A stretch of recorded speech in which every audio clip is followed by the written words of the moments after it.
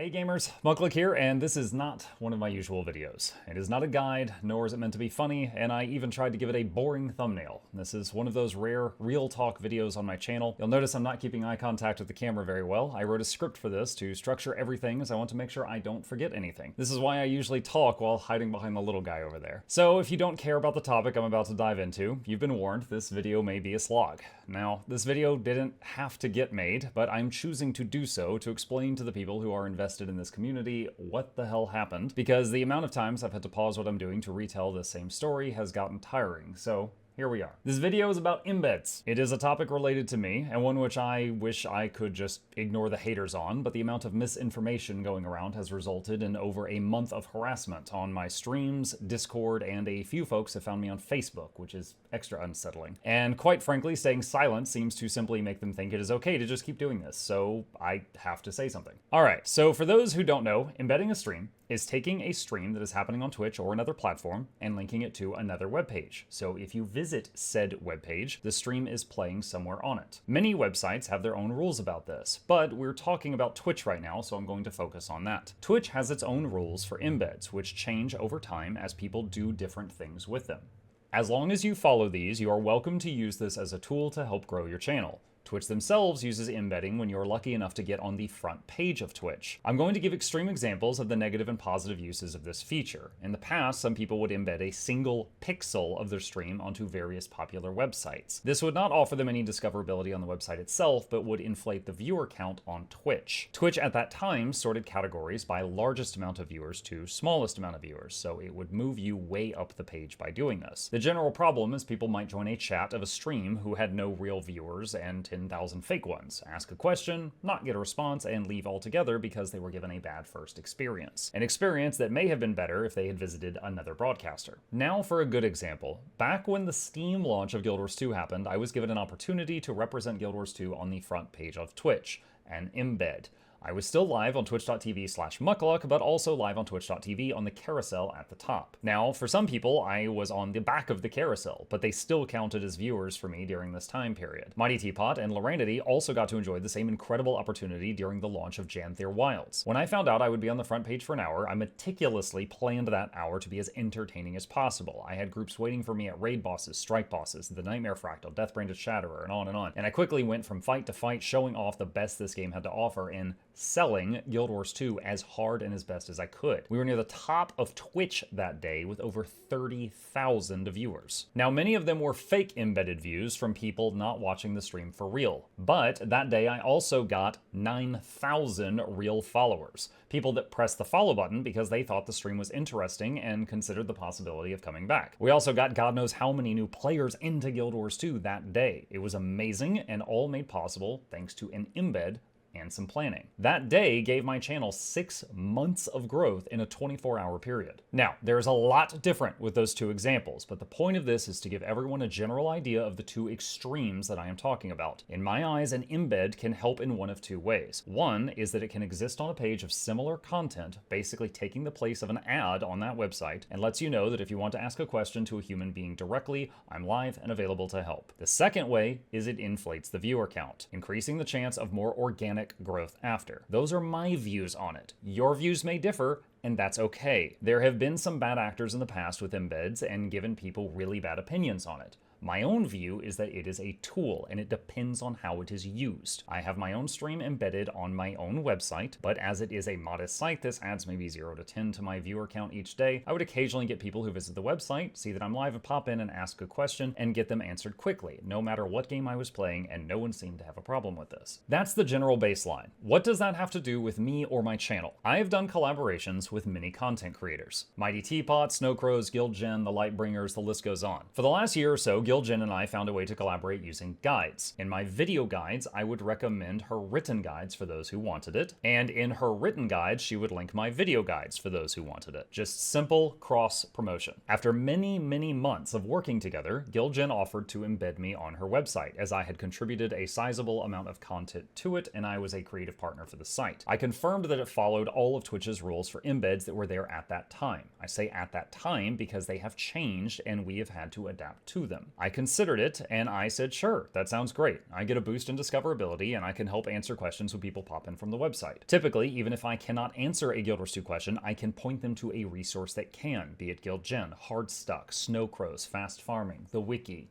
whatever. So after I confirmed it, she, GuildJen, added it to her to-do list. Now, I thought the embed went live immediately, which is a misunderstanding I will come back to later, but it did not go up for some time after. Later on, which was around May of this year, the embed actually went live, and it gave me an increase in views, as that is how embeds work, and GuildJen's website has decent traffic. I'd like to dispel a rumor here at this point. I've seen folks say, I let her use my videos on her site in return for embeds. That is false. My videos were on her site for many months to a year beforehand. This was an offer she gave me much later on. Additionally, embeds cannot be given in exchange for anything according to Twitch's terms of service. I would not risk my career for this. So, the embed is up. I carry on doing my thing. I told my community about it on day one, what I thought was day one, which turns out the embed went up later, and I did not try to hide it in any way. On August 26th, I got called out for doing this on Twitter by Nike, another Guild Wars 2 content creator. I say called out, but I wasn't tagged in it. I just found out I was being ranted about by random other people. This was brought up to me during one of my streams, and I stopped everything to have a long talk to explain my stance on this and that everything was on the up and up. I began getting waves of people coming in and asking me the same questions, so I clipped that conversation, which begins with me talking about Nike.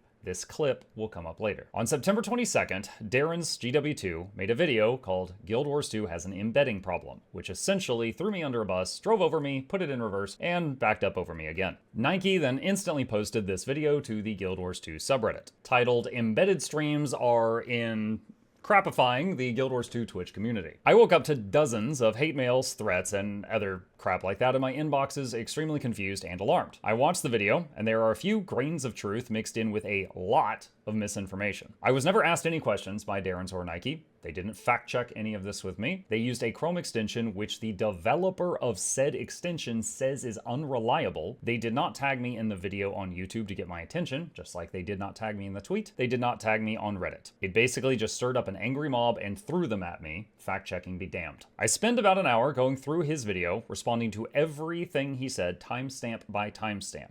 Post response, and it got deleted. I tried 2 more times to respond to others to defend myself to other people in his comment section. Those responses were deleted also. Maybe I am shadow banned on his YouTube. Maybe it was truly YouTube just being weird, which he later claims, but I gave up there and turned my attention to the subreddit. I responded with the following. Hey Darren, I just finished the video. I don't believe we have ever spoken before. I wish you had approached me with this because there's a lot I would have corrected. Last month, Nike said a lot of similar stuff about me on Twitter, and we talked at length about this, and I also showed my stats page during the discussion. I feel it is still relevant to your video, and I do not wish to script and edit a video response to this, so I'm going to drop it here if you care to see it, with a link to the earlier mentioned clip where I was talking about all of this after the Twitter attack a month prior. And then I wrote, if you or anyone else watches this and have any more questions afterward, I'm happy to answer them. Edit, when I posted this, I copy pasted the same response under your video once and then later, and it disappeared soon after both times. I'm not sure if it was deleted maliciously or if YouTube was just being weird. I hope it was the latter. Some people have came to me and told me that they think that it was deleted because there was a link in the post, but I also tried posting other messages in response to other people saying things under that video that did not have links. Those were deleted too. I don't know. The link in the video is the clip of me responding to the nearly identical topic a month prior that had started from Nike on Twitter. It was the closest thing I had ready to go, and I was honestly stressed the hell out from the mountain of messages I was receiving. I felt I did not have enough time to create and edit a video response, so I posted that as it covered most of it. I began answering every question I could in the subreddit. This actually led me to finding out the actual date the embed went live, because someone used the Wayback Machine to find the exact date, and I found out it was a month later than I actually thought it was. This didn't change my mindset on any of this, but it did explain why I was mistaken about the timeline. While I was still responding to folks, the Reddit thread got locked, and I was not able to respond more. To clarify here, I'm not opposed to the Reddit peeps locking it. It was probably viewed as a source of drama, but it did limit my ability to respond to further questions. So at this point, I was unable to defend myself under the video targeting me or the Reddit post. A few folks came to me in direct messages on Reddit with various accusations, all of which I looked into and responded to, including looking into claims made by some random people that I was working with racist individuals. You can pause this and read it if you want.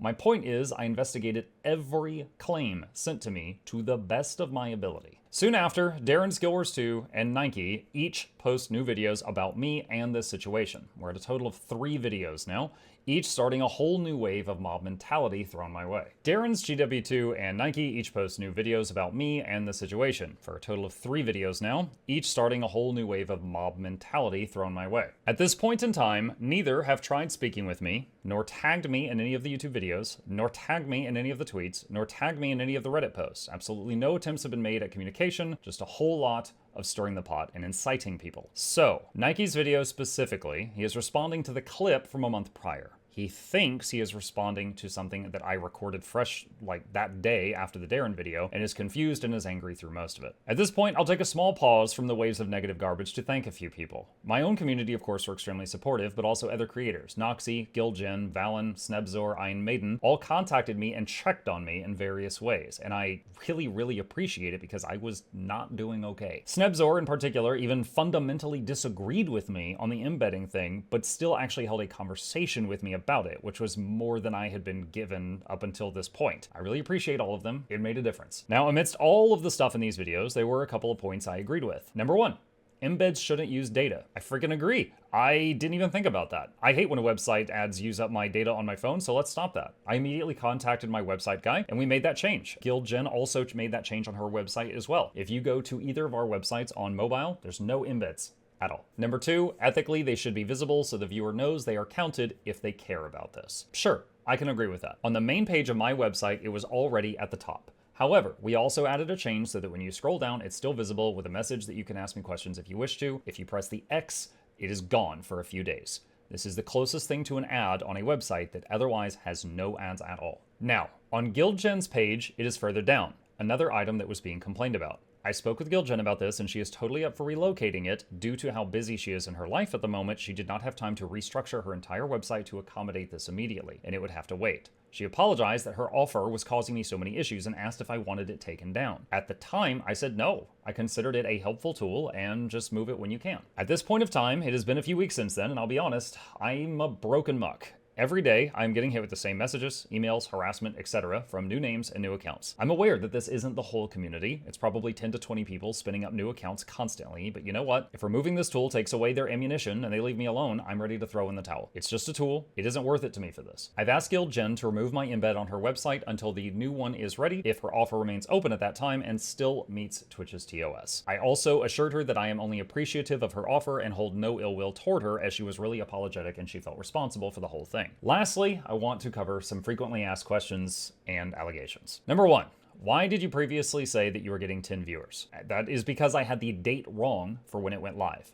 I thought the embed had been up for nearly a month before it actually was, so I didn't recognize the new bump. However, to be clear, I still didn't view it as a problem after, but that is the answer to this question. Number 2, how many views were you actually getting? Sure. I have to use some napkin math here because Twitch does not give exact stats. Twitch does not say, oh, you had 400 viewers this stream, 50 were from GuildJen, 10 were from Muckluck Labs, etc. One method is from the stats I showed in the clip of my website. You can see the bump, it varies day by day. You can see it goes up and down a lot, and that is including growth as well, but it's clearly there. Another method is viewer count when I go live. The second I went live yesterday, I had 70 viewers. That's including people who were there and waiting on me to go live because I have a strict schedule. About the time it hit 90 viewers, I selected the users tab at the top of chat and I copied all those names into Excel. It gave me 75 names. So there were 15 people at that moment that were not logged into Twitch and just viewing.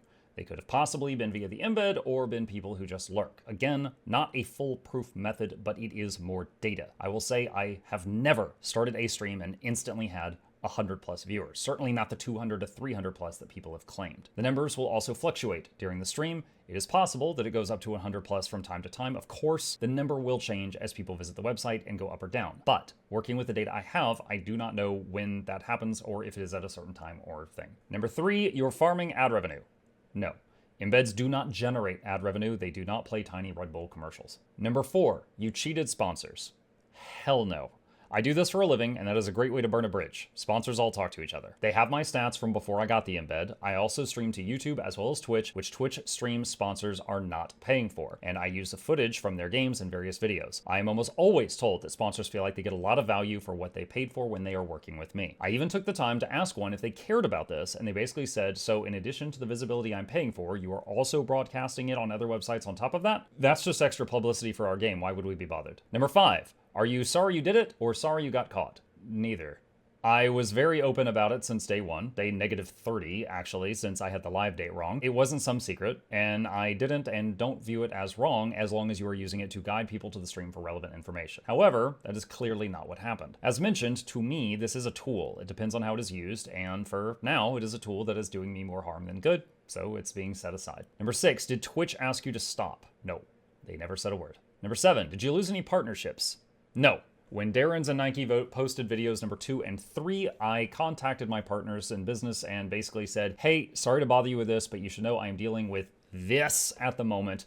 This is what I'm doing. It complies with TOS, and I fear these people might try to weaponize this in some way to cost me opportunities or my livelihood. So they were all informed as soon as I felt it could become a problem. Number 8. Why have autoplay turned on for the embed? Because honestly, having it be moving and eye-catching is half the point. The embed serves 2 purposes: showing people that they can come in and get their questions answered instantly, and helping with a bump in discoverability. Now, if Twitch decides they no longer want to allow autoplay for embeds, then my stance on that would immediately change to match theirs. But currently, I view it the same as I view an advertisement on a website. If used properly and not in an annoying way, it can help grow your audience. If Hardstuck or Snowcrows wish to do this tomorrow, I would be completely unbothered by this, but that is a decision for each creator to make on their own and decide what they feel is best. I believe that is all of them. If you have any others, drop them in the comments section down below, and I'll be happy to answer them there. I even promise to not delete any comments, unless you're just being exceptionally vile. After this, I'm gonna go back to keeping my head down, playing games, and making videos that I think are educational or entertaining. And